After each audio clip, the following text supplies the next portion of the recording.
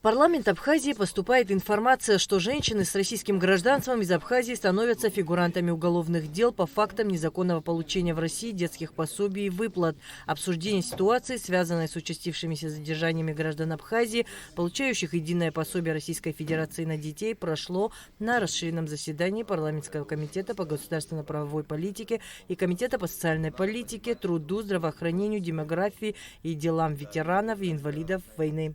У депутатов была соответствующая инициатива, и вот решили на площадке Комитета по государственно-правовой политике и социального комитета такие небольшие слушания организовать и выслушать точки зрения и понять, как быть с этим вопросом. На заседание были приглашены руководитель администрации президента Беслан Эшба, министр юстиции Анри Барцыц, министр иностранных дел Олег Барцыц, министр соцобеспечения Руслан Аджба, уполномоченный по правам человека Анас Кишмария.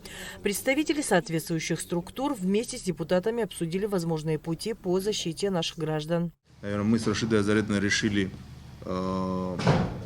поработать с этим вопросом, да, и действительно комитет расширенный такой, совместный создать из-за того, что к нам обращается немалое количество наших сограждан с очень серьезными проблемами. Эти проблемы, надо признать, как юрист, я должен сказать, что эти проблемы, к сожалению, очень трудно решаемы. В ряде случаев, да и в большинстве, наверное, случаев, в том числе, наверное, есть такая ситуация, когда есть и определенная вина наших граждан, наверное, в том, что так сложилось. Но надо понимать, что наши граждане, это в любом случае наши граждане, и мы в любом случае должны защищать их интересы. Совместными усилиями и усилиями руководства страны данный вопрос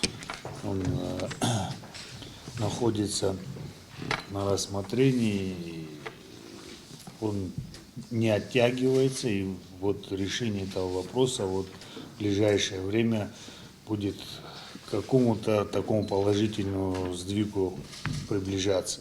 Уполномоченная по правам человека Анас Кишмария подчеркнула, что каждый случай, каждое обращение в данном вопросе нужно изучать индивидуально. Это очень щекотливый и очень сложный вопрос, в разрешении которого можно будет только в том случае, если мы консолидированно приступим к работе. Наши сограждане, им проще разрешать свои проблемы самостоятельно, нежели обращаться к уполномоченным органам.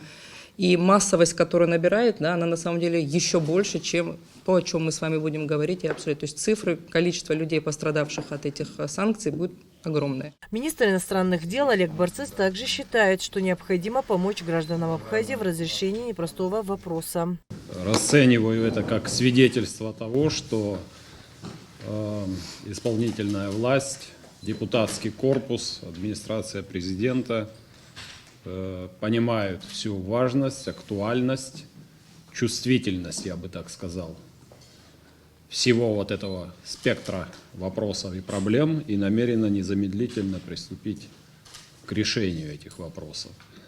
По сути, это безальтернативный ход. Мы обязаны, как вы совершенно справедливо сказали, защищать интересы наших граждан настолько, насколько это возможно в рамках законодательств двух стран.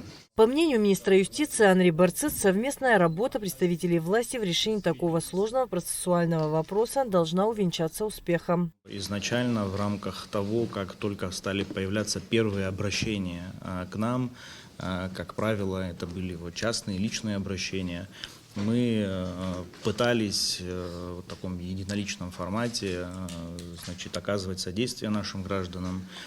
Дальше стало понятно, что обращения увеличиваются, количество людей, которые столкнулись с этой проблематикой, увеличивается, и в этой связи есть определенные системные решения, которые уже начали реализовываться. Занимаемся этим вопросом уже некоторое время, но пришли к тому, что на уровне межведомственных отношений решить этот вопрос уже не получается, и потому необходимо принять совместные усилия, и мы надеемся, что совместными усилиями мы к чему-то придем.